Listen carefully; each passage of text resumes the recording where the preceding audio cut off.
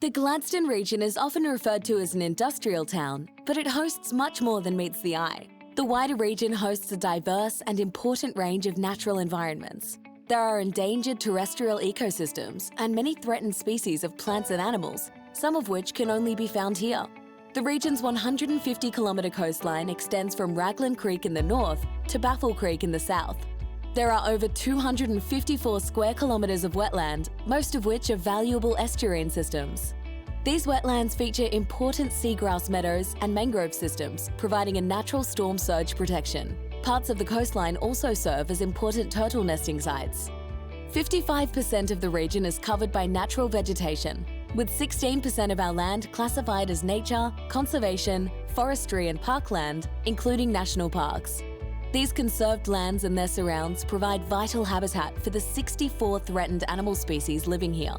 Gladstone Regional Council recognises our responsibility to protect and conserve biodiversity values. We strongly value our natural environment and appreciate the eco-services our environment provides to both our economy and community. And we're striving for sustainable growth through both our policies and plans. Every year, Council proudly participates in many environmental initiatives, partnering with community groups and enthusiastic volunteers. We also facilitate a volunteer program called Friends of Conservation, where volunteers work with our people to propagate plants as well as other conservation projects. We recognise climate change and the environmental and economic impacts this will bring to our region. We are one of 30 Queensland coastal councils now participating in the Our Coast, Our Future program. This program is addressing potential economic, environmental and social impacts climate change may bring, and will see the creation of a coastal hazard adaptation strategy to manage shoreline erosion, inundation of coastal areas, and give direction on the long-term management of the region's coastline. The diversity of the Gladstone region's natural environment contributes to its appeal as a destination to visit and enhances the quality of life for residents. Gladstone Regional Council will continue to develop strategies to preserve, conserve and enhance these natural settings for present and future generations.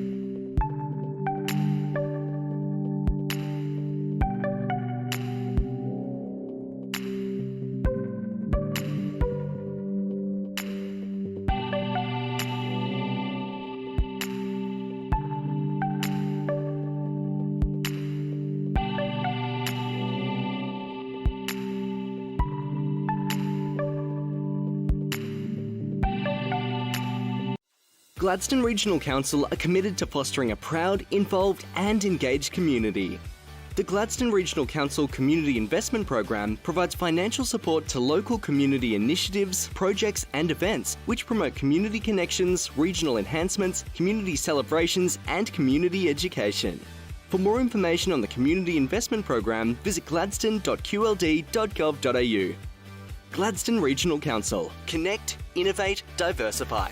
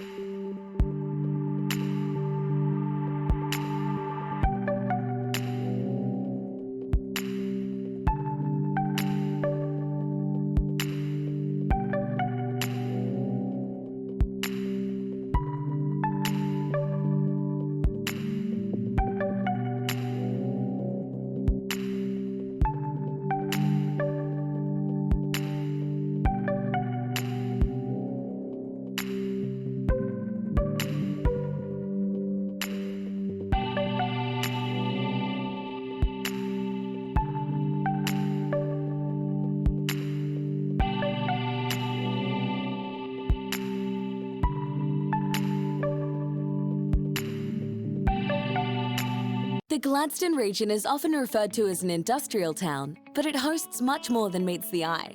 The The wider region hosts a diverse and important range of natural environments. There are endangered terrestrial ecosystems and many threatened species of plants and animals, some of which can only be found here. The region's 150-kilometre coastline extends from Raglan Creek in the north to Baffle Creek in the south. There are over 254 square kilometres of wetland, most of which are valuable estuarine systems. These wetlands feature important seagrass meadows and mangrove systems, providing a natural storm surge protection. Parts of the coastline also serve as important turtle nesting sites. 55% of the region is covered by natural vegetation, with 16% of our land classified as nature, conservation, forestry and parkland, including national parks. These conserved lands and their surrounds provide vital habitat for the 64 threatened animal species living here. Gladstone Regional Council recognises our responsibility to protect and conserve biodiversity values. We strongly value our natural environment and appreciate the eco-services our environment provides to both our economy and community. And we're striving for sustainable growth through both our policies and plans. Every year, Council proudly participates in many environmental initiatives, partnering with community groups and enthusiastic volunteers. We also facilitate a volunteer program called Friends of Conservation, where volunteers work with our people to propagate plants as well as other conservation projects. We recognise climate change and the environmental and economic impacts this will bring to our region. We are one of 30 Queensland coastal councils now participating in the Our Coast, Our Future program. This program is addressing potential economic, environmental and social impacts climate change may bring, and will see the creation of a coastal hazard adaptation strategy to manage shoreline erosion, inundation of coastal areas, and give direction on the long-term management of the region's coastline. The diversity of the Gladstone region's natural environment contributes to its appeal as a destination to visit and enhances the quality of life for residents. Gladstone Regional Council will continue to develop strategies to preserve, conserve, and enhance these natural settings for present and future generations.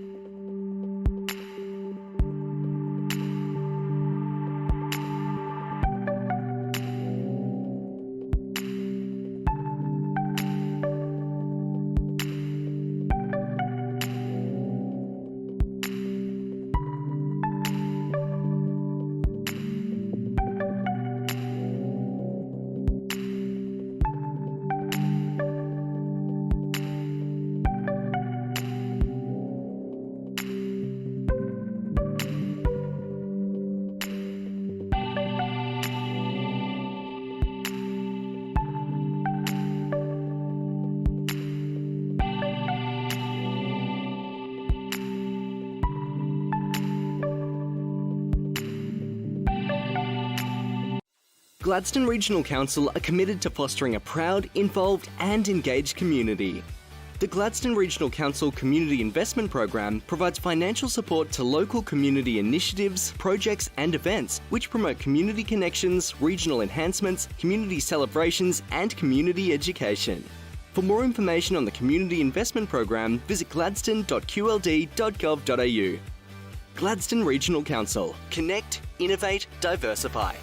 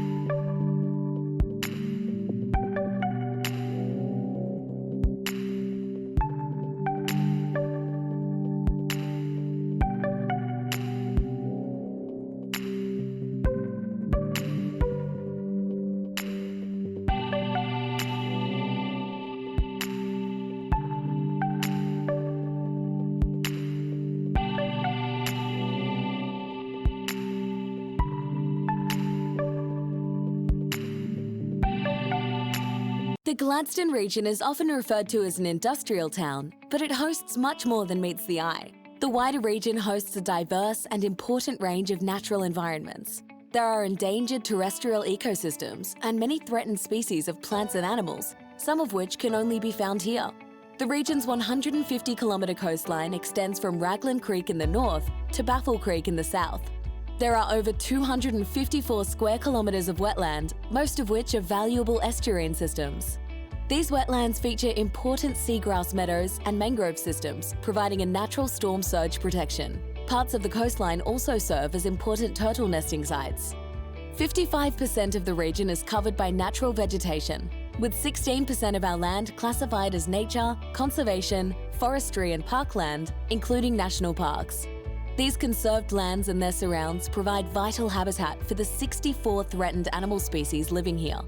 Gladstone Regional Council recognises our responsibility to protect and conserve biodiversity values. We strongly value our natural environment and appreciate the eco-services our environment provides to both our economy and community. And we're striving for sustainable growth through both our policies and plans. Every year, Council proudly participates in many environmental initiatives, partnering with community groups and enthusiastic volunteers. We also facilitate a volunteer program called Friends of Conservation, where volunteers work with our people to propagate plants as well as other conservation projects. We recognise climate change and the environmental and economic impacts this will bring to our region.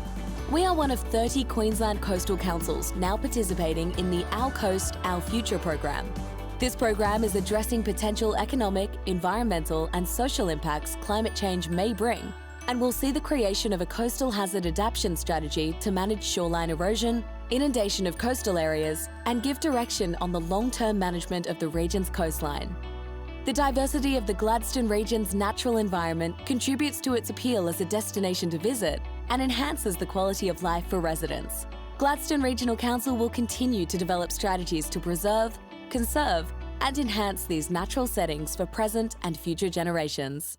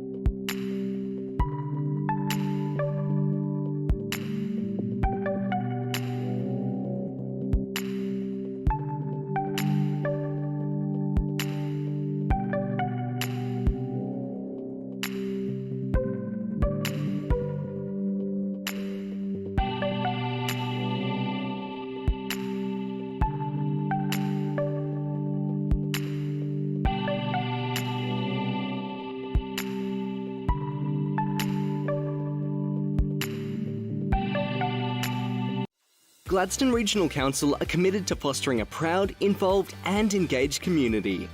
The Gladstone Regional Council Community Investment Program provides financial support to local community initiatives, projects and events which promote community connections, regional enhancements, community celebrations and community education. For more information on the Community Investment Program, visit gladstone.qld.gov.au. Gladstone Regional Council. Connect, innovate, diversify.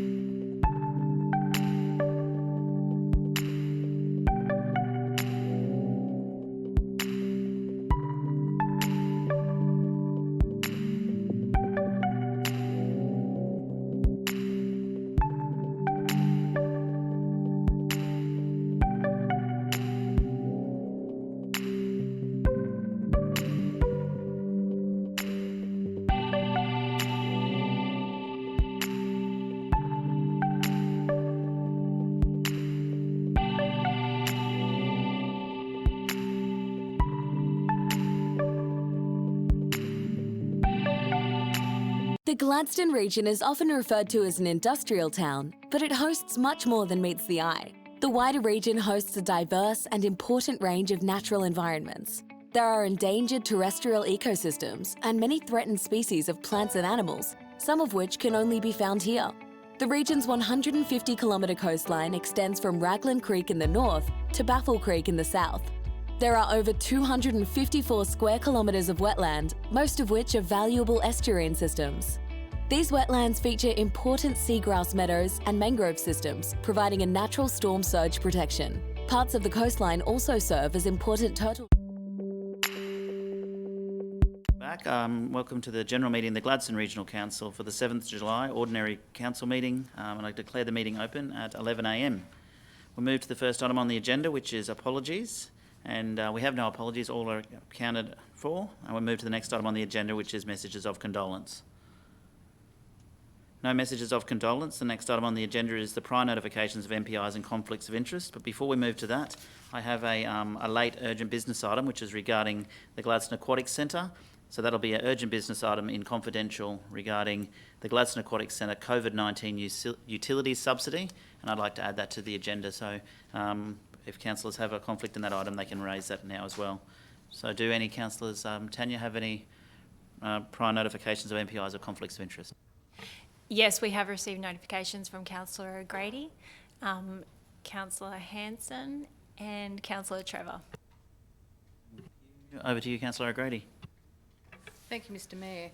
I, Desley O'Grady, advise that I have a material personal interest in agenda item number G3.6, Gladstone Regional Council 2020 State Election Strategic Priorities. In particular, the Round Hill Creek Channel Access Improvement Initiative, as my brothers John, Mark, Neil Murgard and my sister Ruth and Philip Geck have commercial businesses that use Round Hill Creek and may suffer a loss or gain a benefit depending on the decision of this item. I will leave the room for the consideration of G3.4 unless discussion or decision relating to Round Hill Creek Channel Access Improve can be considered separately. I will leave the room. Oh, sorry. Thank you, Councillor O'Grady. We will separate that item when we come to it, and you can leave the room for that particular item after we separate it. We'll do that at the time at 3.6. I'll separate the item out. Yep. Okay. Councillor Trevor. Oh, you have another one? Thank you, Councillor O'Grady. Okay, so I, Desley O'Grady, advise that I have perceived conflict of interest in agenda item G3.6, Gladstone Regional Council 2020 State Elections Strategic Priorities, in particular the Boyne-Burnett Inland Rail Trail Initiative. As I was the interim chair for 7 months of the Boyne-Burnett Inland Rail Trail Group and currently hold a position as patron of the Boyne-Burnett Inland Rail Group. However, I have determined that the personal interest is not of sufficient significance that it will lead me to make a decision on the matter and contrary to the public interest. I will best perform my responsibility of serving the overall public interest of the whole of the council area by participating in discussion and voting on this matter. I would like to remain in the room for this decision. Thank you, Councillor O'Grady. We'll have a discussion of councillors about that first. So Councillor O'Grady has declared a perceived conflict of interest in that item for Boyne-Burnett Inland Rail Trail. Councillors, can I have a motion of whether a conflict exists or does not exist first, please? Councillor Goodluck. I just wanted to ask a question, Mayor, matter or point of clarification.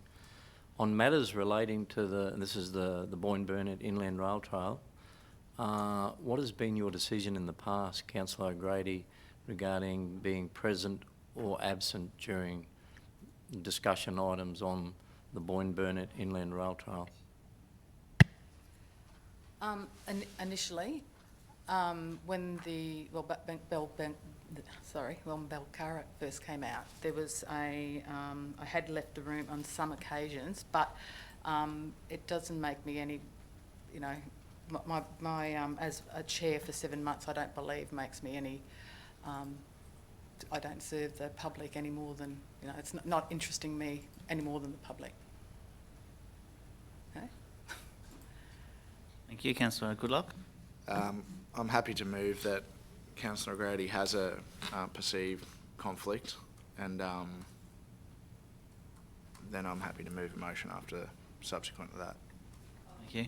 Thank you. Move that a perceived conflict exists by Councillor Goodluck, seconded by Councillor Muscat. I'll put that motion of a perceived conflict existing. All in favour? That motion is carried. Councillor Goodluck, you have a second motion? I'm happy to move based on Councillor O'Grady's advice and statement that she's able to stay in the room and make a decision in the overall interest of the public. Thank you. Move Councillor Goodluck that Councillor O'Grady remain in the room. Councillor Branthwaite seconding that. So it's moved Councillor Goodluck seconding Councillor Branthwaite that Councillor O'Grady remain in the room. Is there any further discussion? Councillor Trevor? Mayor, I was just anxious to clarify the distinction between an executive position and a chair. In accordance with the legislation, I haven't read it for a long time, but if an executive position is similar to chairmanship, then I'd be concerned in relation to a significant conflict of interest. Thank you, Tanya. Can you answer that? Chair, if you're a current chair, that would, under the Act, you would be required. That would be a conflict of interest. Being a member doesn't exclude you from remaining in the room. Just to clarify, Councillor O'Grady, that you're not a current chair. You held that position for a period of 7 months, which Correct. ended some years ago. Yes. So it was 2017 to make sure the groups came together. Yeah. If they're similar or the same as, my concern is that the conflict of interest is broad enough to cover previous positions in an executive role, and I can't recall now, because I haven't read the legislation for some time, whether that is an automatic disqualification in relation to a conflict. No, it isn't. It talks about being an exec. Tanya, correct me if I'm wrong, but an executive position as opposed to being a member. I think this council has had discussions previously about a position that council takes on what's considered to be an adequate period of time since people have not been in those positions, but that's entirely a decision of the boardroom as to how you deal with those matters. But Tanya might just confirm, in terms of legislation, it talks about being an executive member of an organisation versus an ordinary member and the distinctions there, but not previously serving in that role. That's right. Would you like me to read the relevant regulation out to you? Yes, please, only because we've previously had a departmental officer here or at the chamber advising us, including myself, that if I previously held an executive role, it's more probable than not that I have a conflict and I should leave the room. Yeah, can I just, thanks, Mayor Matt, I'd like to support that as well. I think we need to get a clear understanding, because I'm still wanting to be clear in my own mind, because from my recollection also was that the statute, there was no statute of limitations in relation to the past, because I've done something similar myself if you were a previous chair or a previous executive, and it's still been the same, that there will be no statute of limitations in relation to previous roles. So if we could get that clarified today, I think that's going to resolve the issue for the future. I've got Councillor Goodluck has a question, then I'll throw to you, Tanya. I'd just like to clarify, my understanding from Councillor O'Grady is that you took an interim chair position before this group was actually incorporated into an official entity, and by doing so you were helping facilitate different groups coming together to get the organisation on its feet and get it started, and enable that organisation to then move forward. And then at the time that it became incorporated, that entity, as an official entity, you stepped aside and an official chair was appointed. So technically, my understanding is you didn't actually hold any executive position of the group. You were simply, and I'm not sure about whether the legislation differentiates between those two positions, but my understanding is you didn't officially hold an executive position of that group. You were simply trying to help a community group, as we all do and as many other volunteers in our community do each and every day. Had you have held an official executive position in the group, I would have a different opinion. But so is my understanding what I've just said, is that correct? Yes, that's correct. Yes. I don't want to labour the point, and I'm only raising this for for the protection of you, Desley, just as I would raise it for the protection of any other councillor present in this room, including the Mayor.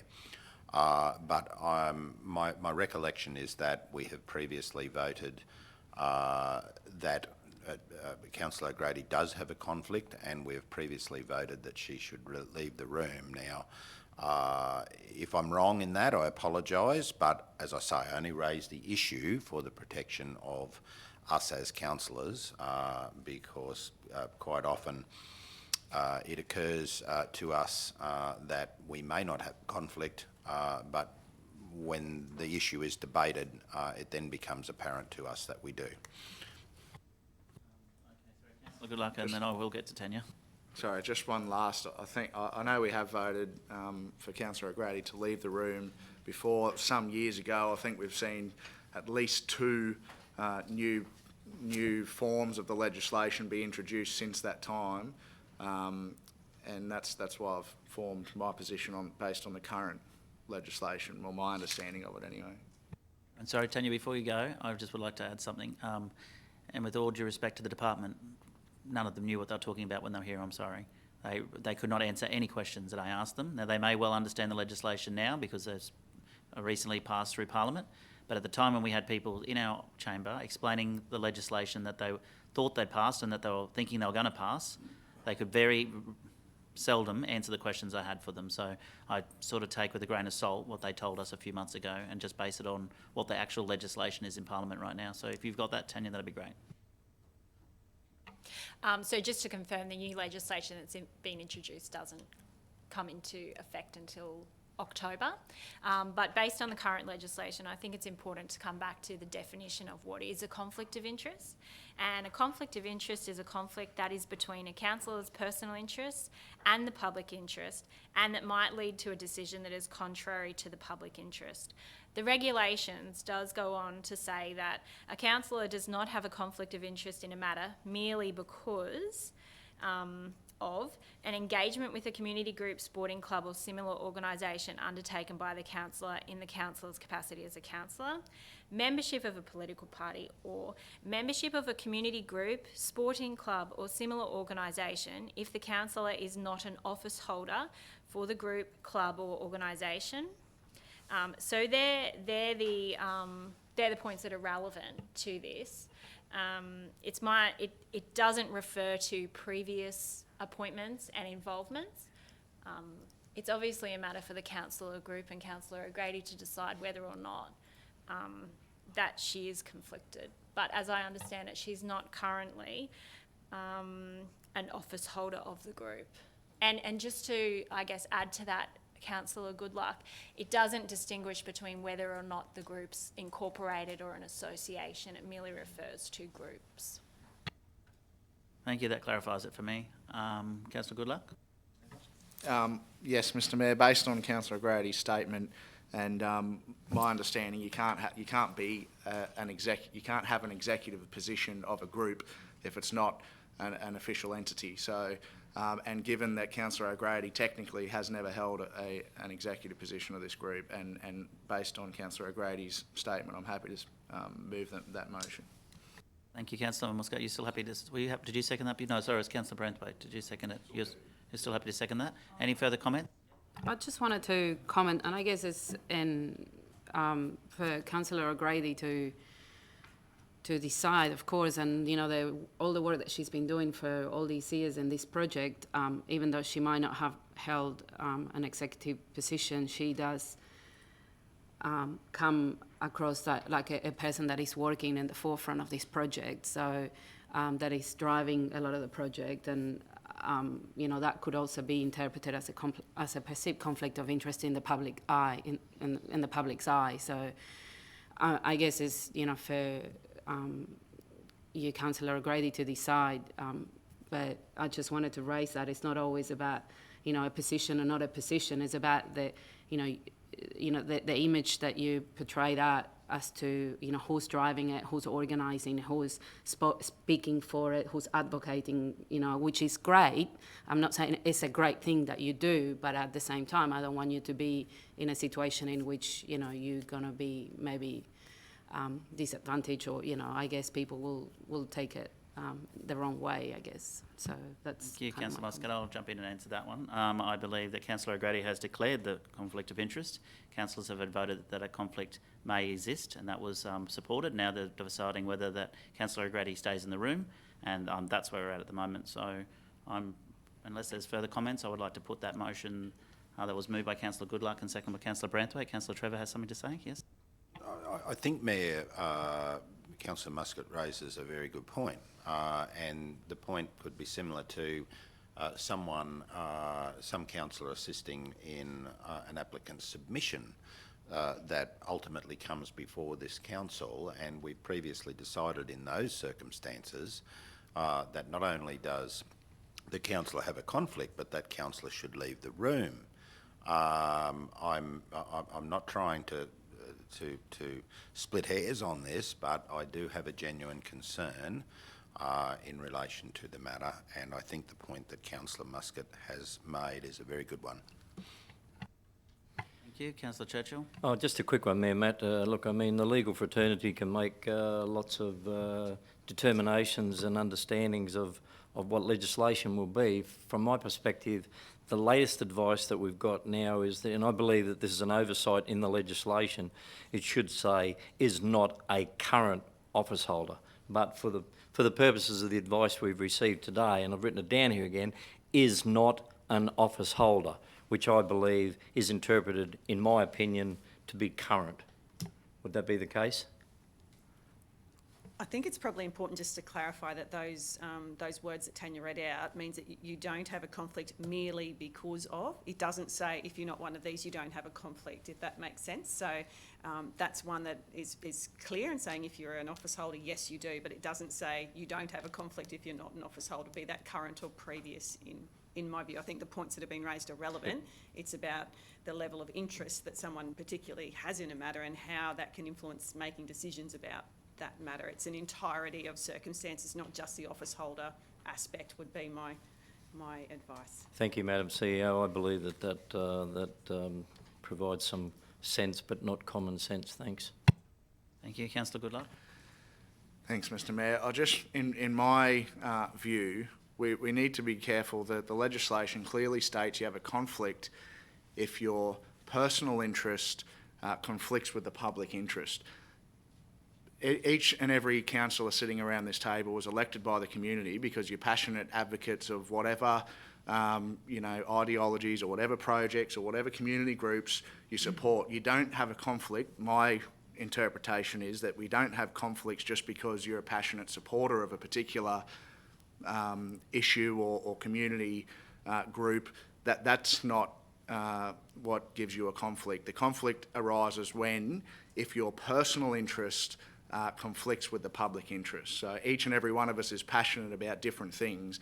That doesn't mean that you've got a conflict on a certain matter and you can't advocate on behalf of that particular issue. That's what we're here for. So I'm happy to move the motion, Mr Mayor. Thank you. I think we've had enough conversation. That was moved by Councillor Goodluck, seconded by Councillor Branthwaite. Councillor O'Grady remain in the room. I'll put the motion. All in favour?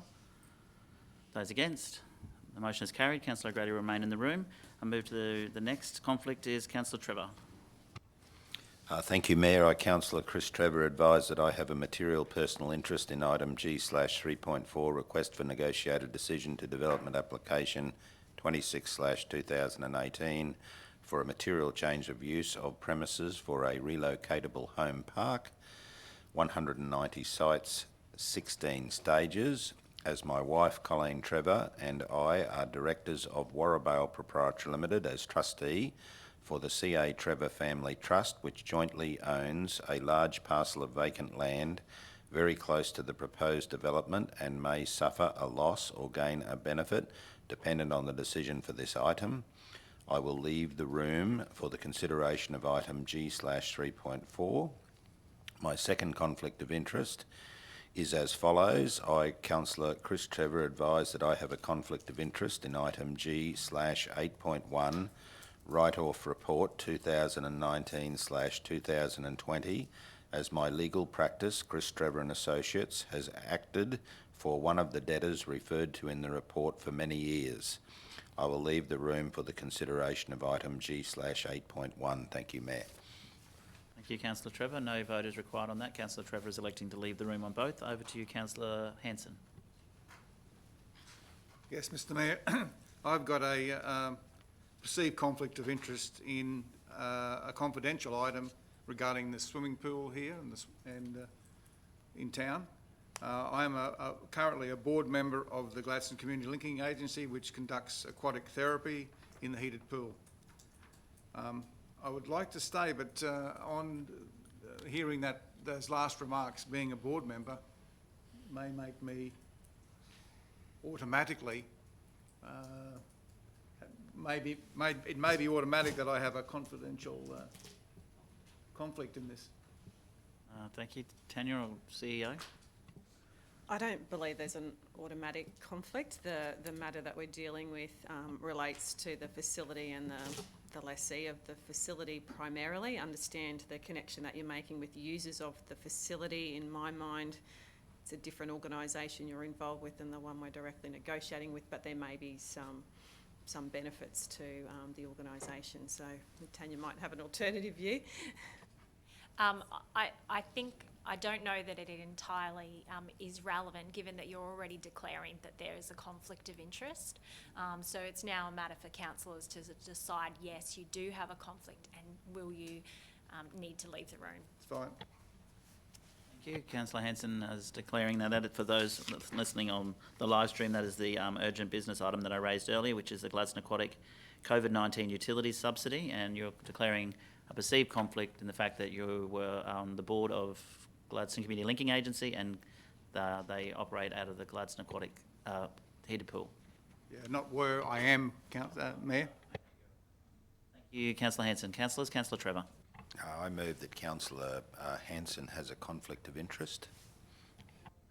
Thank you. Move Councillor Hanson, second Councillor Muscat, that a conflict of interest exists. I'll put that motion. All in favour? Those against? Motion is carried. A conflict, councillors believe a conflict exists. Can I have a second motion, please, Councillor Trevor? I move that Councillor Hanson leave the room. Thank you, Councillor Trevor. I'm sorry, during the debate of that item. Thank you. Thanks for clarifying that, Churchill. Councillor. Through the Mayor, sorry. Councillor Churchill, are you seconding that motion? Okay, is there any discussion? Councillor Goodluck? I don't necessarily think you need to leave the room because, as the CEO rightly pointed out, we're not discussing that particular organisation that you're a board member of in this particular agenda item. To your knowledge, would the agenda item pose any conflict to the Gladstone Community Linking Agency, to which you've actually identified the conflict? Not to my knowledge, but there's fees involved, so yes, there's a direct correlation between what we're going to be, or what the group is going to be talking about. So yes, there is some correlation there. Thank you. Any further discussion? No, I have a motion, Councillor Trevor, second Councillor Churchill. Sorry, CEO, before I put... Sorry, Mr Mayor, I'm hesitant to speak in any great detail, considering this matter will be going into confidential, subject to council resolving that way, but to the best of my knowledge, there's no content in the report that relates to fees charged to users of the facility. It's essentially about the arrangement with the lessee, so I don't believe that there's content that affects in that way in response to the question asked by Councillor Goodluck, but yeah. No, that's okay. I'm going to put that motion now. That's moved by Councillor Trevor, second Councillor Churchill, that Councillor Hanson leave the room. Sorry. Yes, last chance. Thank you, Mr Mayor. I'd just like to ask Councillor Hanson one last question. Do you feel, if you were to stay in the room, that you can make a decision in the overall interest of the public without a personal conflict arising? Yes, I do believe that. Thank you. Thank you. I am going to put that motion now. Second, Councillor Trevor, second Councillor Churchill. All in favour? So what? That a conflict exists, yes? Yeah, I need to see hands, please. Oh, sorry, that he leave the room. Yep. Thank you. All in favour? 1, 2, 3. Those against? Motion is lost. So Councillor Hanson will remain in the room. Unless I need to move another motion that he stay in the room. I now need a motion, that he stay in the room. Moved Councillor Goodluck, seconded Councillor O'Grady, that Councillor Hanson remain in the room for the discussion of that item. I put the motion. All in favour? All in favour, councillors? Can I see your hands, please? Oh my God, really? 1, 2, 3. Okay, those against? The motion's carried. Thank you. That was very close. Thank you. I just had to do some counting. Obviously, Councillor Hanson can't vote on that item. Thank you. There's no other conflicts of interest, councillors. If you realise any throughout the meeting, please raise them. It's never too late. The next item on the agenda is the Mayor's statement on current issues, and all I would like to say is, again, thank you to my councillors and our council team, our Community Recovery and Economic Recovery Committees on helping us to deliver the budget we just delivered earlier this morning. For those that weren't on the live stream, Council has made the decision... Thank you, Councillor Goodluck, bless you. The Council has made the decision to freeze all rates and charges for our rural, residential, commercial and light industrial ratepayers. We've also extended the discount period, which was for 10% to 60 days. Previously it was 10% for 30 days and 5% for 30 days. It'll now be 10% for 60 days, which will give more people more opportunity to take advantage of that 10% discount. That's all from me in terms of the Mayor's statement on current issues. I move to the next item on the agenda, which is the confirmation of the minutes. G2.1 is the confirmation of the general meeting minutes for the 16th of June 2020. Can I have a mover, please? Move Councillor Branthwaite, second Councillor Hanson. Is there any discussion? No, I'll put that motion. All in favour? The motion's carried. The next item on the agenda is the officers' reports, and G3.1 is amendment to the minutes for the general meeting of the 19th of May 2020. And I'll hand over to either Tanya or the CEO, please. Thank you, Mayor. And councillors, this report is to fix a typographical error that was made in the confirmed minutes for the meeting of 19th of May 2020. So moved, Mr Mayor. Thank you, Councillor Churchill. Second, Councillor Goodluck. I'll put the motion. All in favour? It's carried. The next item on the agenda is G3.2, which is Inland Queensland Roads Action Group Project IQRAP Working Group presentation. And over to you, Tanya. Thank you, Mayor. I'm going to take the report as read. However, I would like to just point out something that's probably not as strongly put across in the report, that there is a very clear link between IQRAP and the Regional Roads Transport Group, and this is reflected in the terms of reference of the IQRAP. So you may want to consider appointing those members, the councillors who are on the Regional Roads and Transport Group, to IQRAP. Doesn't have to be a member of the of that, or what does it say? They Yes. surely can't determine who our representative will be. So I'm reading from the terms of reference for IQRAP. Membership of the working group is to be made up of the following: the chair or delegate from each Regional Roads Transport Group that contributed financially to the establishment of the Secretariat. Read that again, the chair or delegate? The chair or delegate from each Regional Road Transport Group that contributed financially to the establishment of the Secretariat. The council contributes to this, the financial, makes a financial contribution to that group, and the Regional Roads Group is appointed by council. Therefore, I believe that the Regional Roads Group and the council can make the delegate allocation to that committee. No? It can be determined each way. Anyway, and let's see if there's nominations from councillors from the floor, please. Had some kind of significant interest in roads would be handy. Councillor Goodluck, are you suggesting something there? Thank you, Mr Mayor. Given the... I was happy to support another council, still am if there's others that are interested, but given the... which I didn't realise, the connection with the Regional Roads Group, I'm happy to put my hand up. Thanks, Councillor Goodluck. Would anyone else be interested in nominating for this position? I was interested, but I'm not sure whether I agree with your interpretation of that terms of reference.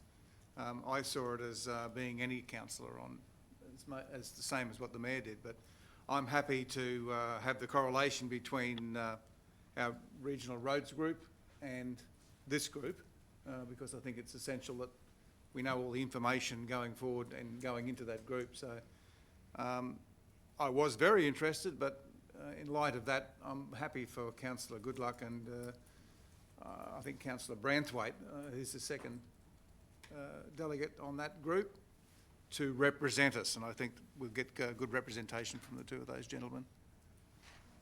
Essential for us to be on this group, though. Councillor Branthwaite, are you happy to, Councillor Goodluck is representative, are you happy to be the proxy? Yes, I am, Mr Mayor. Thank you. No further nominations, then I have, can I have a mover that Councillor Goodluck be, thank you, the Council's representative of an Inland Queensland Roads Action Project Working Group, IQRAP, as for the current term, and with Councillor Branthwaite to serve as proxy, moved by Councillor Muscat, seconded by Councillor Churchill, I think, or are you scratching there? Thank you. Put the motion, all in favour? That is carried. Thank you. We'll move to the next item on the agenda, which is G3.3, development application for material change of use for premises at a tourist park, 135 Newtons Road, Rosedale. I have, Mark Francis, the General Manager, is on the screen. Thank you. Over to you, Mark. Good morning, everybody.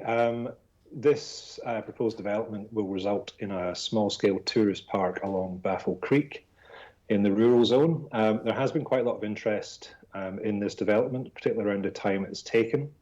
So I'll just give a brief background for context. The subject site came to officers' attention as it was subject to a number of complaints in 2018 and 2019 regarding amenity issues and allegations of an illegal caravan park operating at the site. There was also several subsequent customer service requests in relation to the road condition deteriorating due to the operation of the site. Upon inspection, it was determined that the property owners were operating a tourist park without development approval. So in January 2019, a demand letter was issued, and subsequently the operators of the site engaged with officers in development services, requesting a pre-lodgement meeting in July, which was then held in August for a nature-based tourism development proposal. Despite the pre-lodgement advice being for nature-based tourism, that's resulted in a development application for a tourist park, and that was received in late October 2019, and public notification took place in December. Officers continued to work with the applicant to address the concerns of the proposal, as a number of matters remained outstanding to enable the application to progress favourably. These points were specifically highlighted to the applicant with respect to scale and amenity, siting and natural hazards. The applicant then requested that we stop our assessment period for 6 months, and that was in February. As the site continued to operate, we did issue a show cause notice asking them to cease operation until compliance was achieved. Towards the end of May, the applicant re-engaged with a new town planning report. We recommenced our assessment, and the concerns raised by submitters regarding number of visitors and their behaviour, testing of potable water and waste management have all been addressed with recommended conditions. As such, the proposed development is considered to comply with the planning scheme, and officers are recommending approval. We have Shantae Farrington on the line, who's our Senior Planning Specialist, to answer any detailed questions should you have any. Thank you, Mark. And I believe Shantae, did you say, is online as well? She is. Excellent. Thank you. Questions, councillors? Councillor O'Grady? Yeah, thank you, Mr Mayor. I think this is a fantastic report for the reason being there's been such a shortage of accommodation down that way, and yeah, so I'd like to recommend this for approval. You'd like to move the officer's recommendation? Yes, thank you. Mr. Mayor. Move Councillor O'Grady, seconded Councillor Cameron. Yep, fire away. Just bear with me for a short moment. I had them marked up here. Just my first one to General Manager was, and having been at a number of pre-lodgement meetings, the advice we gave them was that it would be nature-based tourism use, and the applicant then lodged a development application for a tourist park.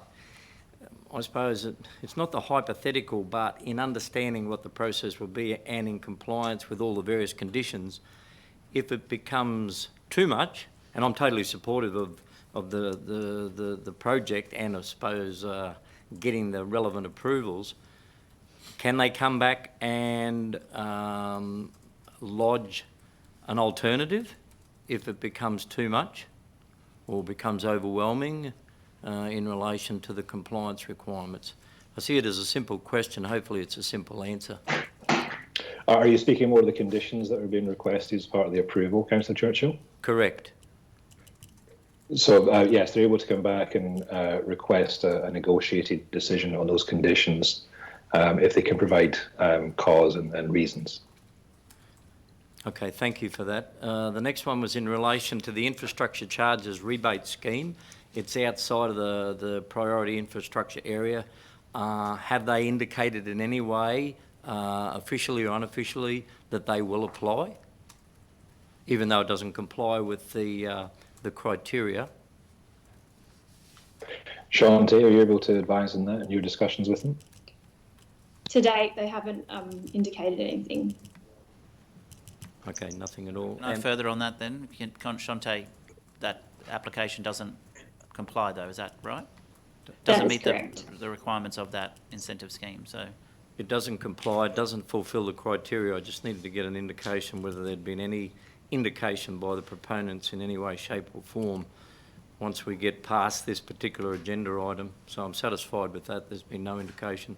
The other part of it is in regard to, later in your report, in regard to firefighting, and I suppose this particular area, along with other areas, have been subject to the devastation of the bushfires down in that area, and we had indicated, or we had witnessed during those tragedies of the bushfires was the use of dam water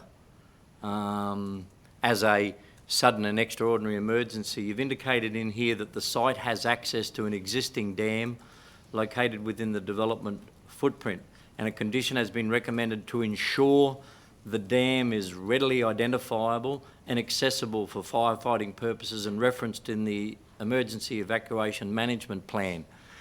Does that indicate that they are to have this dam with water in it, or is it just during drought time that makes it extremely difficult? As you know, bushfires seem to come at the seriousness of drought, but is there a compliance requirement in relation to the emergency evacuation management plan that they must have water in this dam? A question? Shantae or Mark? Or do we have, I suppose we have Emma online? Or Mark Holmes? I'm happy to answer that one. Shantae's here. Yeah. So there's two parts to that condition, Councillor Churchill. One element was that's one, I guess, item that they can facilitate to have the firefighting ability on site. But there's also secondary conditions in terms of on-site water through water tank storage. So they can, I guess at the end, they could comply with those conditions given that they have water on site, whether that be dam or through tanks. Okay, so just to clarify that, you're indicating now that the required water supply, which is drinking water, is 182,000 litres, which means they have to now, as part of that condition, provide additional water, albeit a 50,000 litre tank. So if they're not required to have water in the dam under the emergency evacuation management plan, albeit for firefighting purposes, are you indicating that they must ensure at all times that they have 182,000 litre capacity of water available, whether that's for drinking and or for firefighting? That is correct. Okay, I'm comfortable with that. Me too. Good question. Thank you. Councillor Muscat. Yeah, just a quick one, just for me to understand a little bit about the use of this site without the approvals. So is this just referring to camping, or they have other properties in there in which they are operating as for tourism purposes? They were operating the campsite without approvals. I believe they were the built structure on site as part of the Sorry, Mark, the attraction as well. You just stop for a second. Could you just say that again? Yeah, they were operating the camping site illegally without approvals. I believe they're also using the built structure on the property as as part of the attraction as well. The structures on the property, Shantae, correct me if I'm wrong, they were approved previously. The current dwelling house, which is being utilised as a lodge, is, that's correct. Okay, thank you. Thank you. And just for the record, the applicant Burnett Country Certifiers Proprietary Limited, as far as I'm aware, is no relation. Never heard of them. You would have declared it earlier anyway. Thank you. No further questions? I believe we had a mover and a second earlier. That was Councillor Branthwaite and Cameron. So who? Oh, Councillor O'Grady, thank you, and Cameron. No further questions. I'm going to put the motion that the recommendation from the officer be approved. All in favour? That motion is carried. Thank you. We'll move to the next item on the agenda, which is request for a negotiated decision notice, development application for a material change of use for the premises for a relocatable home park on 190 sites in 16 stages. G3.4, Councillor Trevor has declared an MPI and is leaving the room. Back to you, Mark. Thank you, Mayor. This development was considered by Council and approved with reasonable and relevant conditions at your general meeting on the 28th of April. Conditions, as you know, are applied to ensure the most positive outcome for the development and community with reference to the planning scheme and the concerns raised in any public submissions. After receipt of the decision notice, the applicant lodged representations against conditions 2, 3, 7, 10, 25, 26 and 34. Our specialists have considered the requests and the justifications against the planning scheme. From the additional justifications provided by the applicant, the request to amend several conditions has been assessed and recommended for approval in part. In summary, we're recommending refusal of any changes to conditions as they relate to the offset or buffer, strata titling, internal works, landscaping plan and the privacy screening, but recommend approval of changes to conditions for completion of the initial stages and allowing a phased completion of the boundary fence. Thank you. Questions, councillors? Councillor Goodluck, question, or are you moving? Happy to move the recommendation. Happy to second, Mr Mayor. Move Councillor Goodluck, second and Councillor Hanson that we accept the officer's recommendation. Any questions? Further questions? No. I put the motion. All in favour?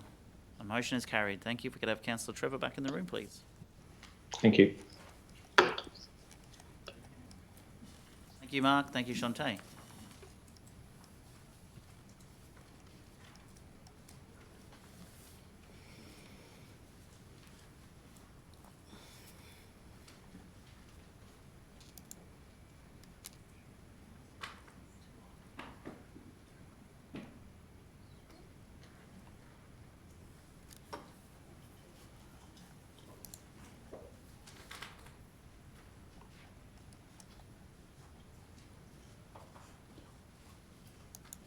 Just waiting for Councillor Trevor. Yep.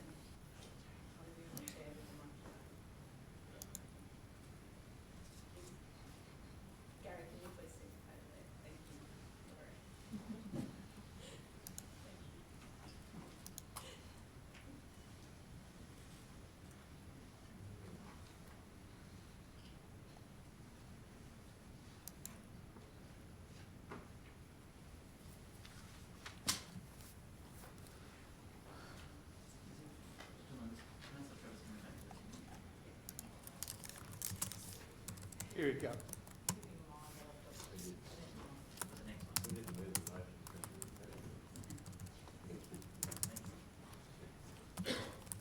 Thank you. Welcome back, Councillor Trevor. We'll move to the next item on the agenda, which is G3.5 and economic development incentives. And I'll hand over to Sarah and Gary, I think. Thank you, Mr Mayor. Today we are presenting a report in response to an adopted resolution from the general meeting of the 19th of November last year. In November, councillors requested that a report be prepared to review council's current economic development incentives. Our economic development specialist, Gary, in collaboration with our development services team, have undertaken a considerable desktop research exercise to identify common practices and benchmarks for economic incentive frameworks. Based on our research, our recommendation to Council is for the current policy adopted in November to remain unchanged. Thank you, Sarah. And should have acknowledged you as the acting General Manager for Strategy and Transformation. Welcome to the table, and I think we're handing to Gary now. No? Any questions, councillors? Or Gary, do you want to add?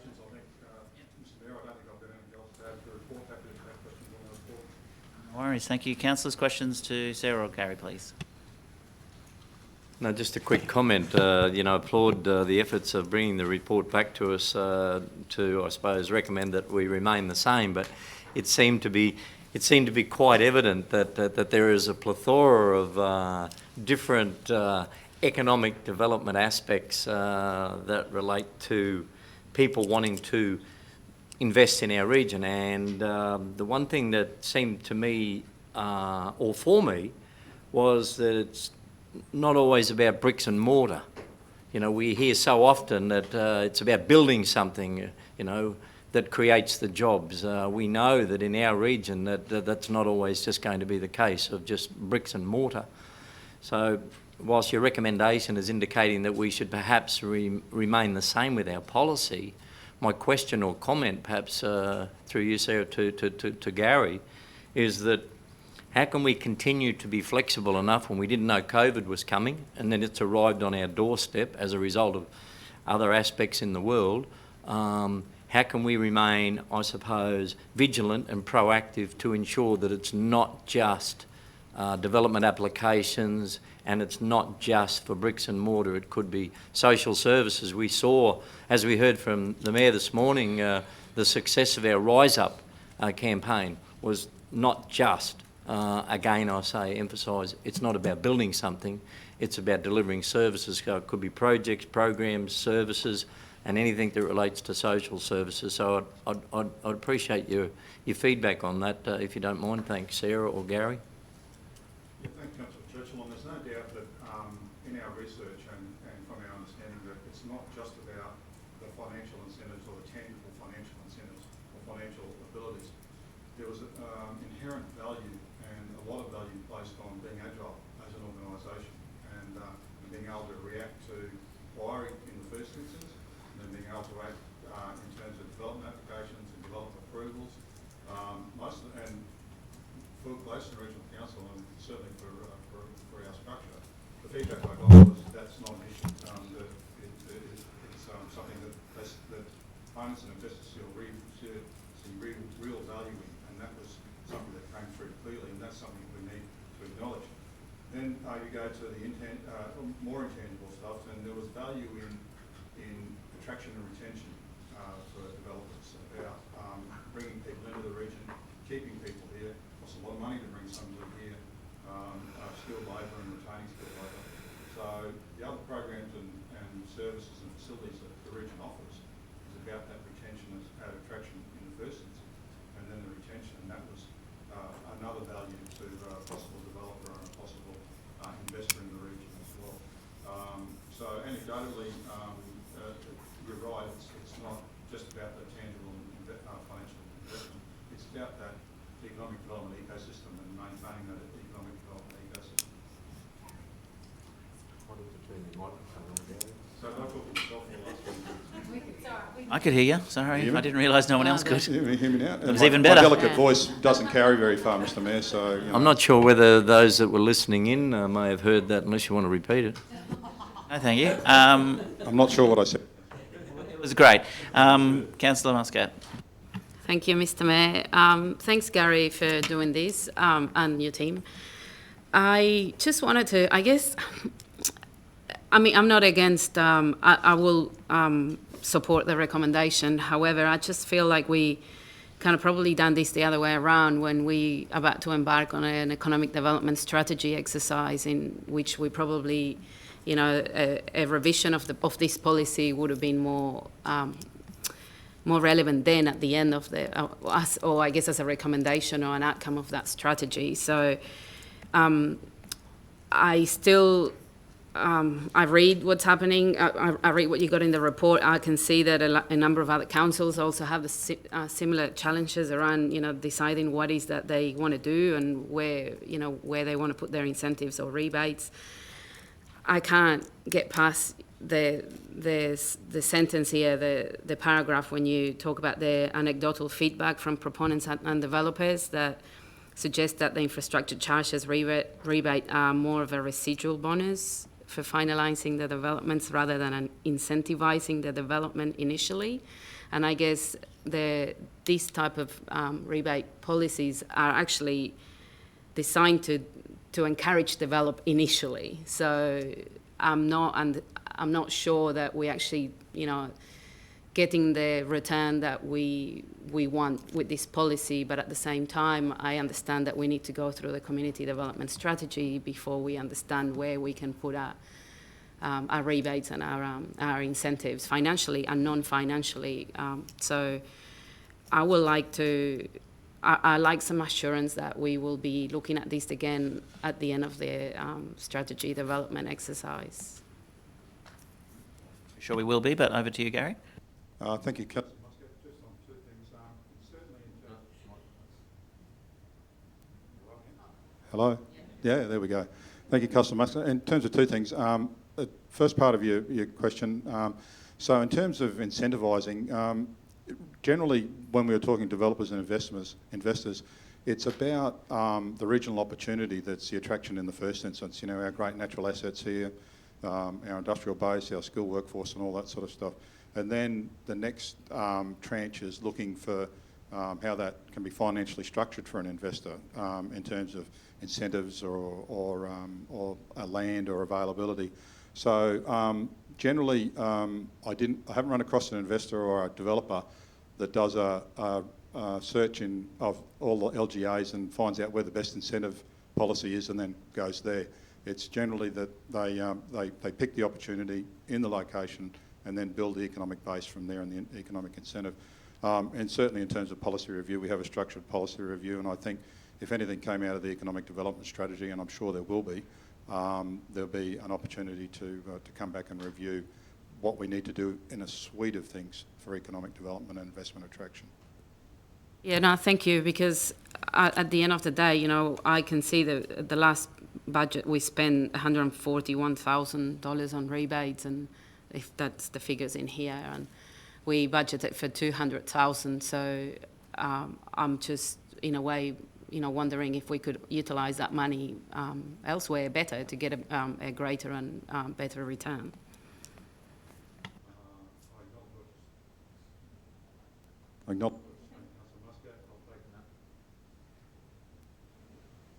I'll take that on notice and talk to my colleagues.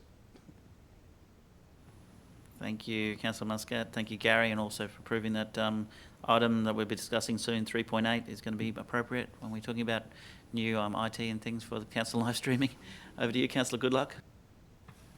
Thank you, Mr Mayor, and thanks, team, for this report. I found it quite insightful, and if nothing else, it sort of proves my suspicions that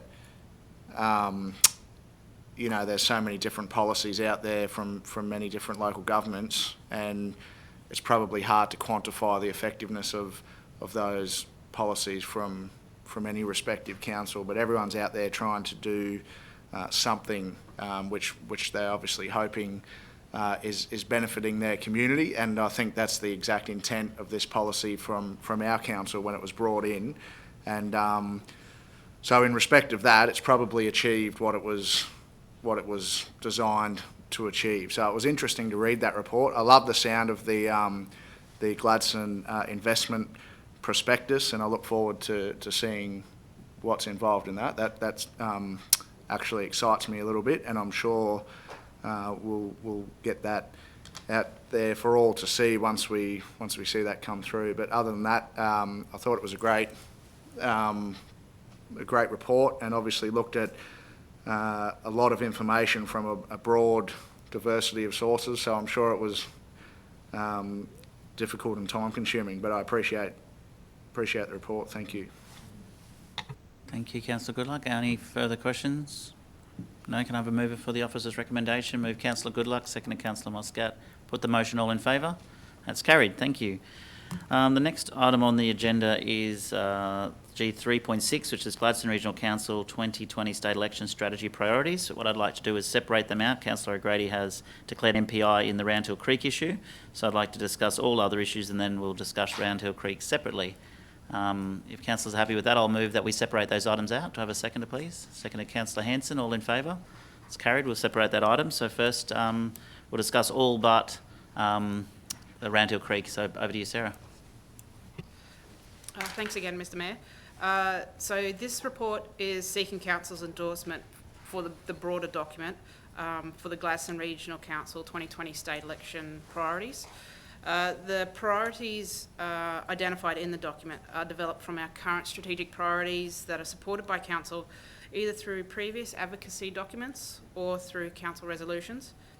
The strategic priorities document presents an opportunity for the Gladstone region to advocate and be visible on our regional priorities leading into the Queensland Government state election, which is to be held in October this year. There are two documents for endorsement. One is the larger booklet type document with a more detailed information, and the second is a one-page summary. Thank you, councillors. Questions?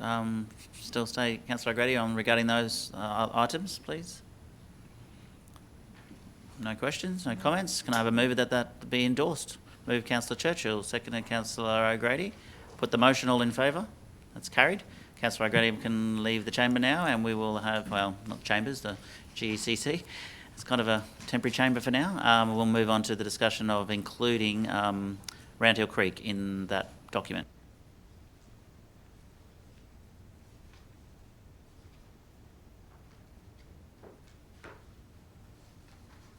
Councillors, you got the report there. I think Sarah's already outlined what it's all about.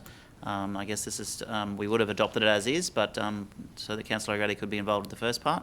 Is there a mover to add? Gary, would you like to speak to that before I put it on? I was just going to say, Mayor, would you like me to speak to the background or the thinking on the inclusion in it? Yes, please. That'll be fine. That's appropriate. So certainly it's a wider inclusion for the Round Hill area. Generally, it was about looking for these projects, and it's also a not only a capital item but an ongoing maintenance item as well. But again, it was about raising the awareness of the opportunity there, an investment in that project, and what it might mean economically to that region in terms of tourism and regional economic development and access and safety for that region.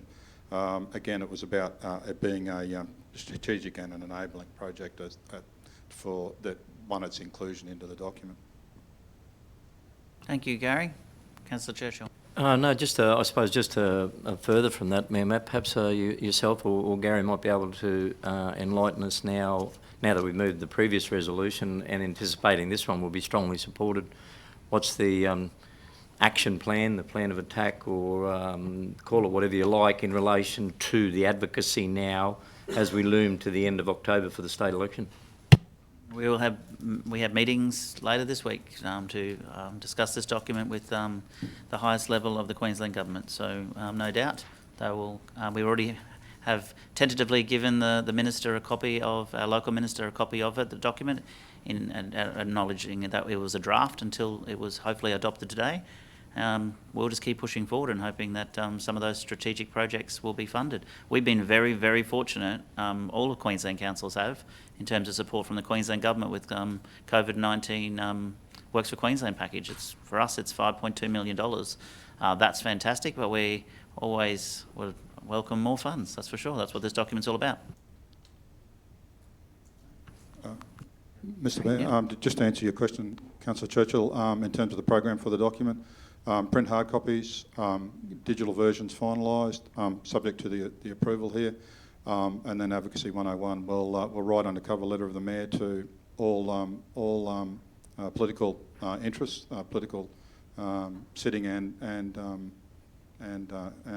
aspirants, stating the case, and then social media and the normal sort of move through. And as the Mayor said, we've had opportunities. We will see a plethora of political representatives through here in the next couple of months, and it's always handy to have that collateral to reinforce. And we had an early demonstration of it yesterday, and the Mayor's talking about another demonstration of the opportunity to have that document in people's hands later on in the week.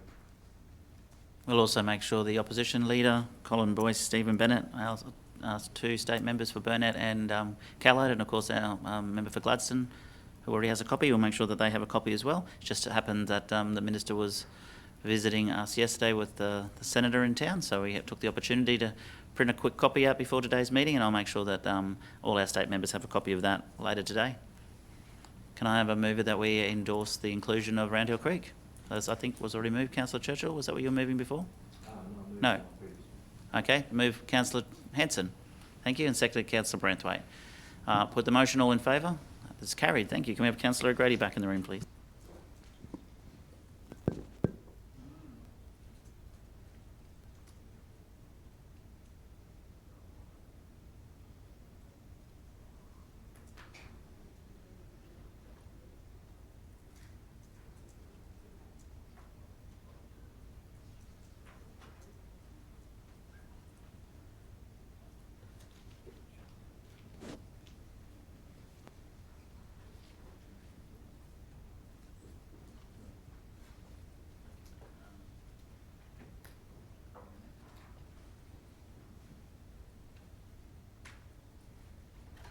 Thank you, councillors. We might move to the next item on the agenda, G3.7, which is funding support for Rosedale Community School Amenities Project.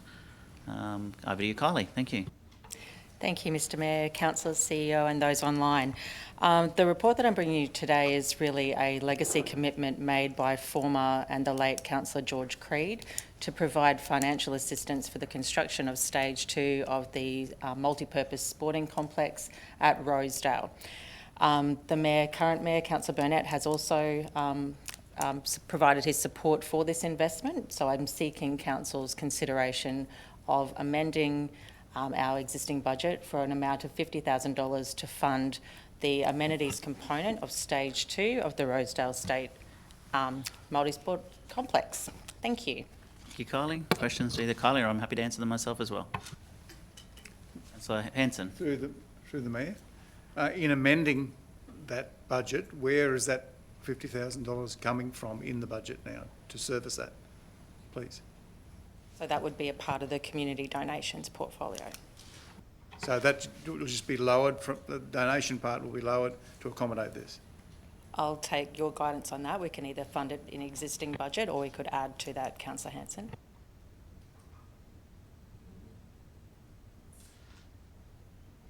What do people think? I think probably existing budget. I was just going to confirm that that's correct. That the question for you is whether we find this money from existing adopted budget or whether you would like to allocate additional, so we can accommodate either direction from council.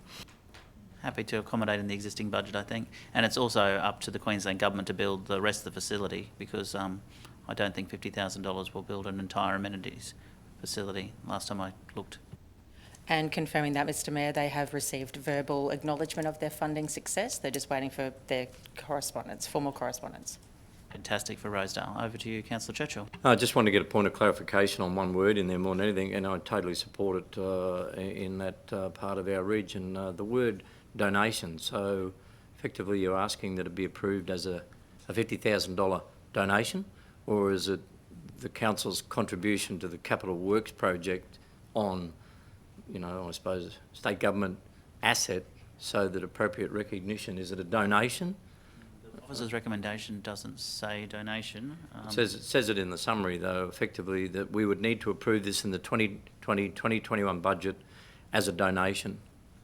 I just want a clarification on it, because is it a donation or is it a contribution in our capital works schedule? Over to you, Kylie, but it does, I'll just read the officer's recommendation that council approve allocation of $50,000 towards multi-use sporting complex within the boundaries of the Rosedale State School. But Kylie, you might want to add to that. No, Mr Mayor. Basically, it's been stated as a financial assistance. Thank you. I'm satisfied with that. For those, I'll go to Councillor Muscat in a second. I just want to say, for those who haven't seen the multi-purpose sports facility in Rosedale, it is certainly the envy of many schools right across the region. They've done very well, and this amenities block will be great for the community. Over to you, Councillor Muscat. Thank you, Mr Mayor. I just wanted to ask, generally speaking, well, there's two questions. So is this, for this particular project, is there any other promised contribution? Not to my knowledge, Councillor Muscat. This was a contribution, sorry, this was a pledge in 2009 from the former mayor, which we've now recommitted to. Yeah. So, yeah, or honoured. Yeah, okay, thank you. My second part of the question is, you know, 100% support, you know, the school, but this is not really about supporting the school. It is about supporting the school, but it's not whether we... I'm just trying to understand, like, how we can promise money to projects, and then how does that work within here? So we can just promise something for some time in the future, and then another council will just because otherwise, if this would have been promised, why wasn't kind of, I guess, always in the budget? Because the school had a lot, that the original location for the amenities block was actually in a different location, Okay. and it was supported by the then council, and Councillor Henson is possibly the only member of this council sitting in around the table now that was there with me when this was committed, that we would support an amenities block, and I just reconfirmed that to the members of Rosedale when they opened their new facility, because you know, it was a great project then, and it's a great project now, and if we can allocate $50,000 supported with the state and give the community an amenities facility so that they can use that amazing multi-purpose sports complex out of hours for the, you know, it makes sense. And we need to see more schools make their sporting facilities available. You just have a look at, I'll use Sun Valley for an example. They've got a great, they call it the COLA, covered outdoor leisure arena, I think that's what it stands for, but there's a few schools that have got those great facilities. West Gladstone State School has some, so does Discovery Christian College. We need to make sure we can use more of those in our community, and this is a great example of that.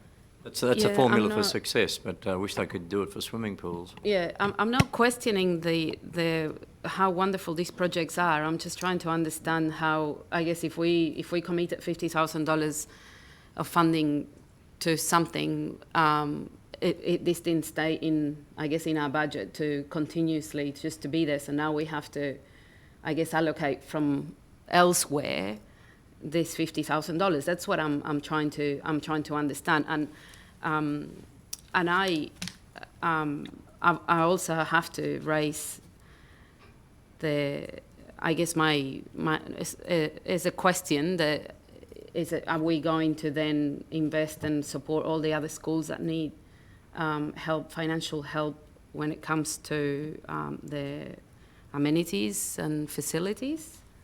Well, that's a question for us to deal with every single time we get requested that. Yeah. As was probably mentioned earlier this morning, Rosedale is a small community that doesn't have a lot of facilities.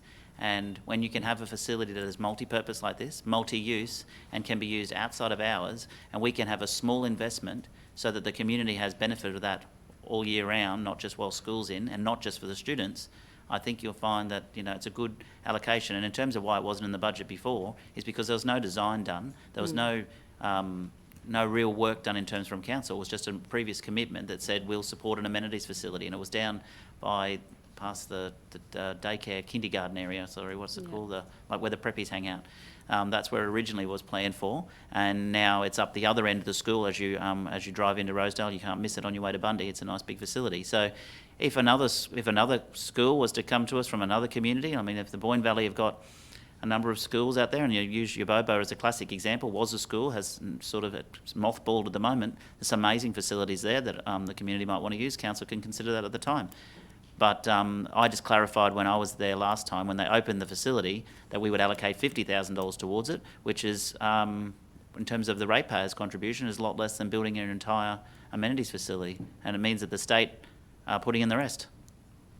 Yeah, I'm not questioning any of what you're saying, and I think it's a great project and for a great community. I'm just trying for us to understand how, you know, from one day to the other, we have to then now decrease budget that we had allocated to another area to do other things. That's all.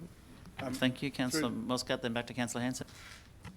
Oh, sorry, Councillor. Good luck. Then back to Councillor Hanson.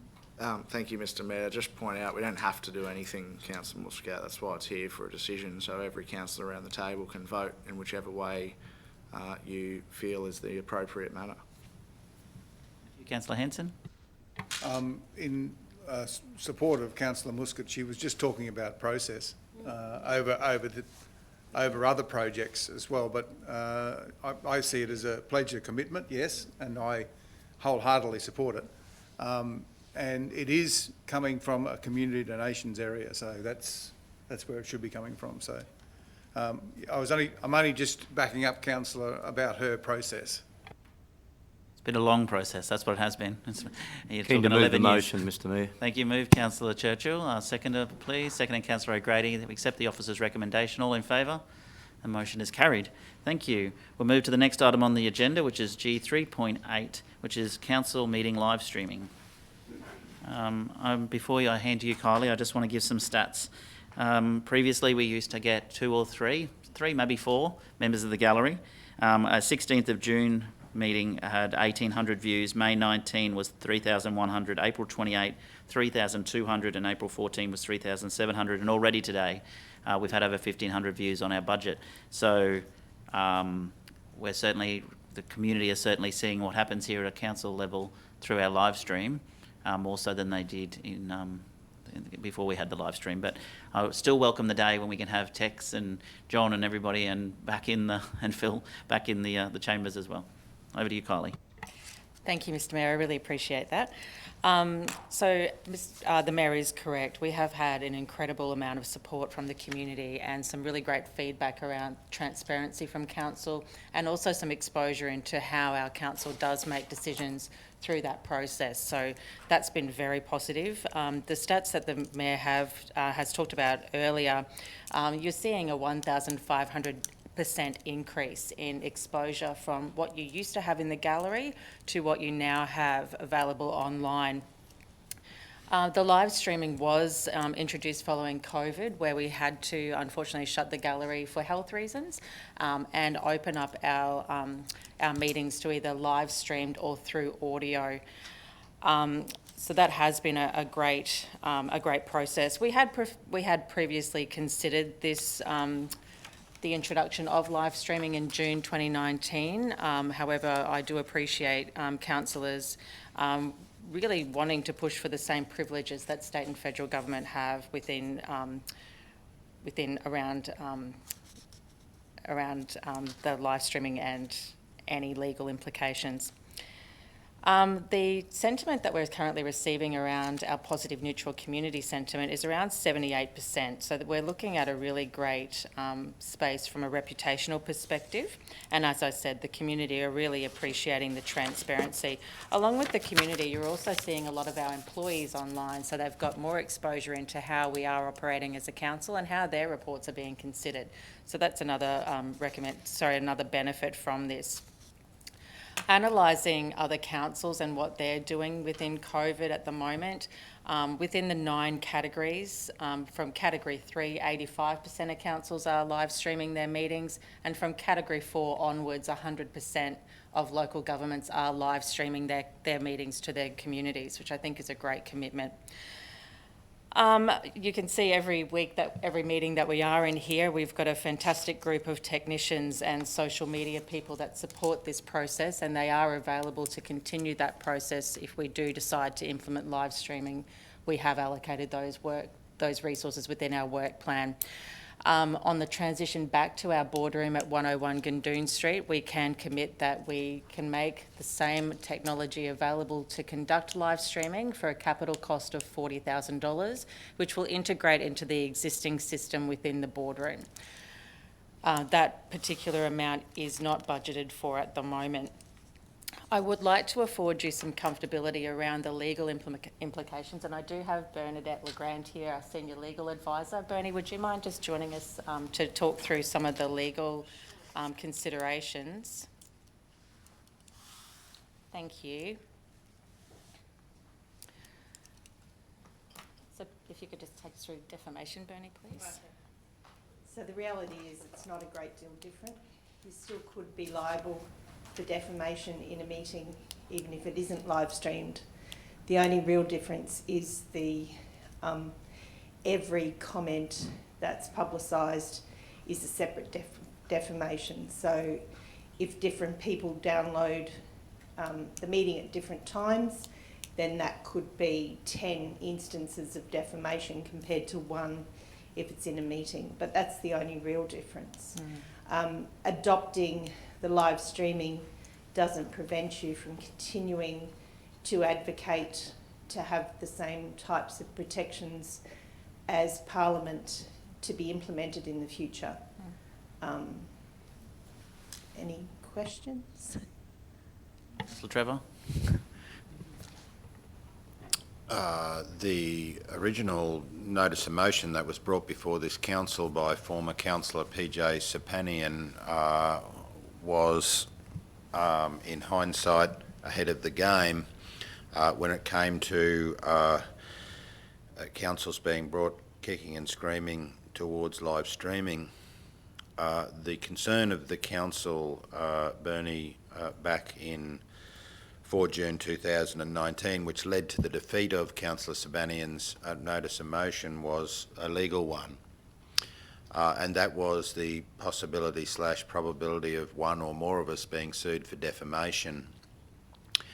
And that live streaming would make the damages much more significant because the audience would be much more substantial, as it's turned out to be. Having said that, my investigation subsequent to that notice of motion revealed, if my memory serves me correctly, and it's been a while, that our insurer in part indemnifies us in respect of any defamatory comments that may be made publicly in the council chamber during a council meeting or otherwise.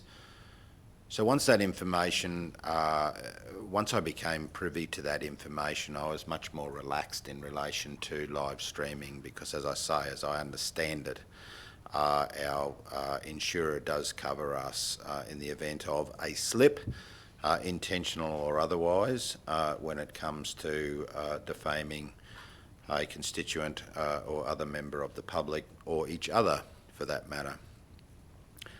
So overall, the reason why I requested that this matter be brought back today, of course, was we had a resolution contrary to allowing live streaming to take place, and we were in fact conducting live streaming.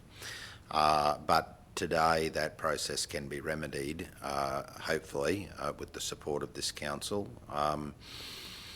I just wish I had lived the experience prior to voting it down back on the 4th of June 2019, because I think, and I don't want to speak for everybody in this chamber, but I think we have been very happy with the way in which live streaming has occurred. It opens the door so far as transparency is concerned. There are some members of the public who, similar to myself, struggle with modern technology and would have difficulty accessing a live stream. To be personally brutal and honest to myself, I wouldn't know how to connect. So we must always remain vigilant in relation to those who are impacted by an inability to access live streaming. Particularly our elderly also, who have difficulty, as I do, with modern technology. So obviously live streaming, it would appear, and I don't want to speak out of turn, is here to stay. I welcome it, whereas previously I opposed it for legal reasons. But I don't want to forget the opportunity for members of the public to attend personally, if and when that allows that to happen once a vaccine is found for COVID. So thank you for bringing it back. My original concerns have now been allayed. I think we've been able to address those issues, and thank you so much for bringing this comprehensive report back before us. Thank you. Councillor Goodluck, you have a question? Thank you, Mr. Mayor. Can I just clarify, Kylie or Bernie, my understanding is the insurer, with regards to the potential defamation claim against a councillor, can choose to cover you and may or may not do so, and also that will be, it will not cover you for negligence, essentially. So if you, is it a guaranteed cover in that respect or not? I haven't read the policy, Councillor Goodluck, but generally they will cover you for negligent matters. But if you deliberately set out to say something defamatory about someone, then you may run into some problems. But I'm sure none of our councillors would do that. And so how do you determine whether or not someone has deliberately said something defamatory? It would be assessed on a case-by-case basis, Councillor. And there's other factors to take into account. Truth can be a defence to a defamation claim as well. It's an area of law that's got a lot of grey in it, like many areas of law, so I can't really give you a definitive answer, sorry. Yeah, and that, which, and I appreciate that, but that is where, you know, my concern still lies, that there's no definitive cover either without a definitive answer. I did have another, the $40,000, Kylie, that's comprehensively, that will be enough money to provide the same quality of live stream in the council chambers that we have experienced in this facility? Correct, Councillor Goodluck. So that $40,000 is to integrate into council's existing system that is up at 101 Gundoon Street. Should you wish to implement a different system, we can do. There's not a great cost increase if we wish to do that. Okay, so the existing system categorically delivers the same quality of content that we have now, yep? No, so the $40,000 is to purchase equipment that will deliver the same quality that you have now. Sorry, yes, with the 40,000. Yep. Correct, Yep. yes. Okay. I'm going to jump in there because I would like to amend the recommendation when we get to that point to take out the reference to $40,000 based on that line that says to enable live streaming from the boardroom at 101 Gundoon Street, audio-visual equipment need to be procured. This equipment will integrate with council's existing audio-visual system in the boardroom, and I'm sure Rick will agree with me when I say we've had nothing but trouble with that equipment from day one. So I'm not remotely interested in integrating with that equipment. So I'd like to amend the recommendation that says that for the, you know, that council supports the continued delivery of live streaming for general meetings and the purchase of appropriate audio-visual equipment be installed in the boardroom, and I'll leave that to the experts. We have a great team here, and Kylie, they're all reporting to you, I know, and the live stream, everywhere I speak to, anyone in the community says it's fantastic. I'm afraid that if we spend $40,000 trying to integrate with that dinosaur that is there, we'll end up with having to purchase twice. So over to you, Councillor Hanson. Hold on, if I can finish my last question. Sorry, Mr. Mayor. Yes, sorry, I thought you're done. Thank you, and I agree with you, Mr. Mayor. Just as a last point, just to clarify for those watching who I'm sure are curious, at a point in time when we are able to host public galleries again inside the council chambers, that will still be happening, won't it? I believe so, Councillor Goodluck. So we would continue with live stream, and should social distance, if we can open the gallery within social distancing requirements, then we would be allowing people back in. Thank you. Thank you, Councillor Hanson, then Councillor Muscat.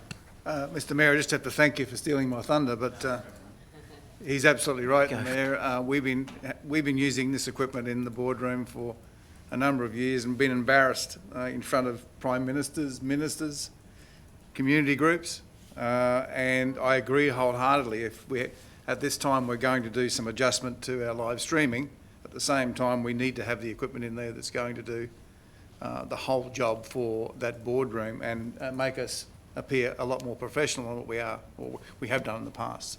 So I agree with you, Mr. Mayor. Thank you, Councillor Hanson. Councillor Muscat, then I believe Councillor Trevor. Thank you, Mr. Mayor. I just wanted to say thank you to your team and all these people behind that nobody can see. The way in which we have been able to go live so quickly and nicely, and I guess with maybe just a couple of little issues, but not very many. We have gone, you know, a lot of our meetings are also online, so it's not just the visual, the audio, is the IT, is the... I'm really very happy that we're doing this, and I think it's a great way for ratepayers and the residents to see what we do and what care and what time we put into representing them. So,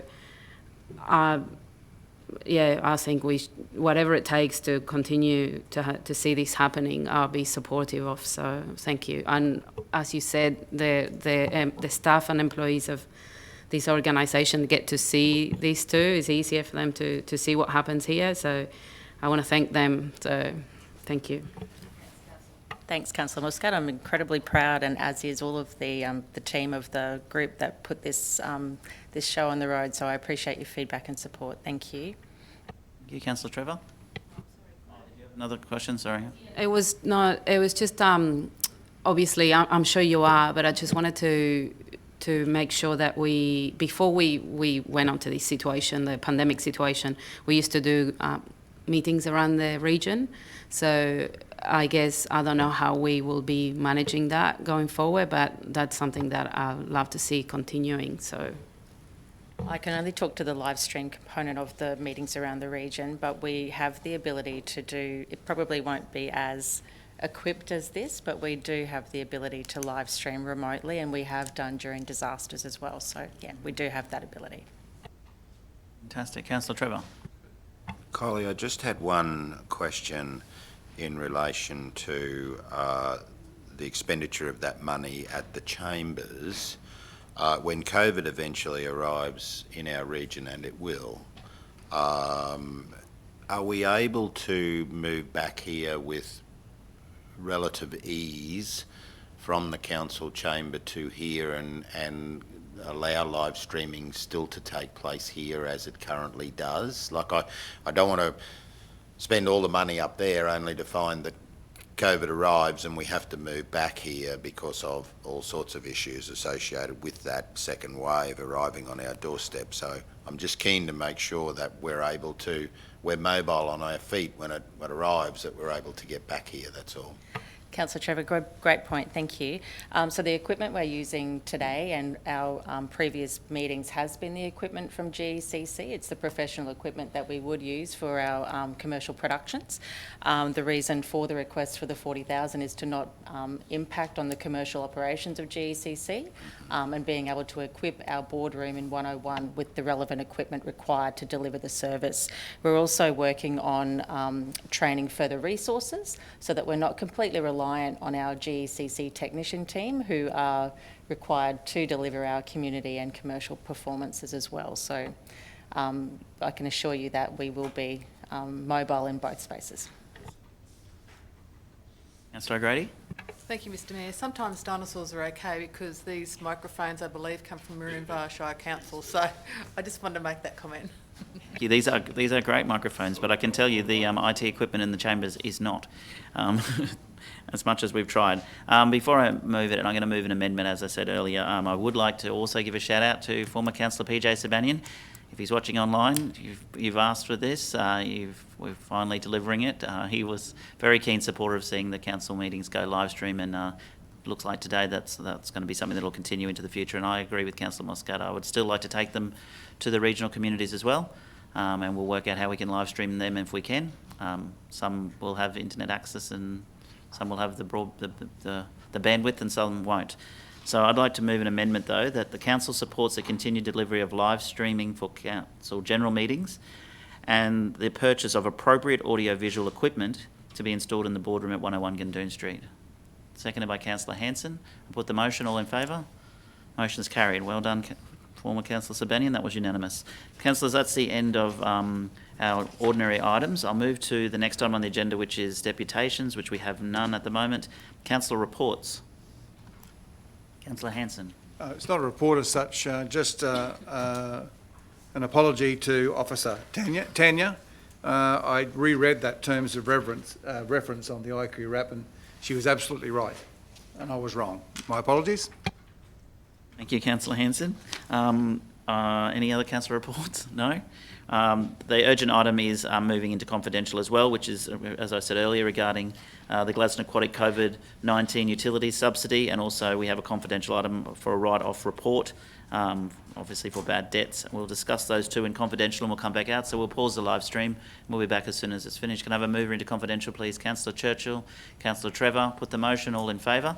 Thank you. We'll be back shortly.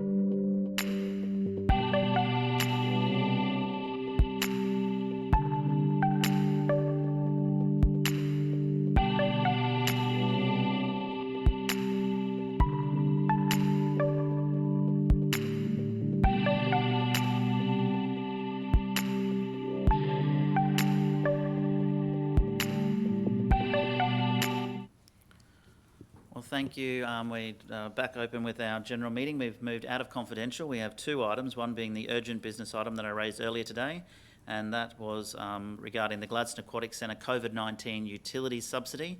And I'll hand over to the CEO to, oh no, there it is up on the screen. So the officer's recommendation is that Council delegate to the Chief Executive Officer the authority to conduct and conclude negotiations with Bluefit Proprietary Limited regarding both the reopening of the aquatic centres and conduct major works within the facilities under management. I move Councillor Goodluck, seconded by Councillor Cameron. I put the motion. All in favour? The motion is carried. Thank you. The next item on the agenda is item 8.3, Write-Off Report 2019-2020, and Councillor Trevor has a conflict of interest and is leaving the room.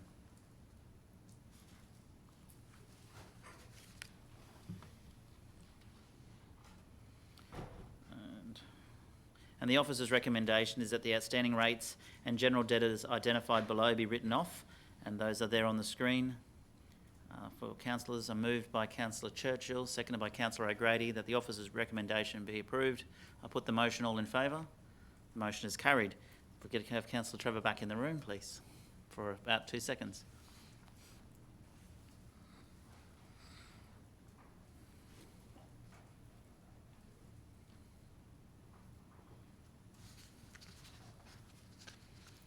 Thank you, Councillor Trevor. That being the last item on the agenda, I declare the meeting closed at 1:35 p.m. Thank you for your attendance.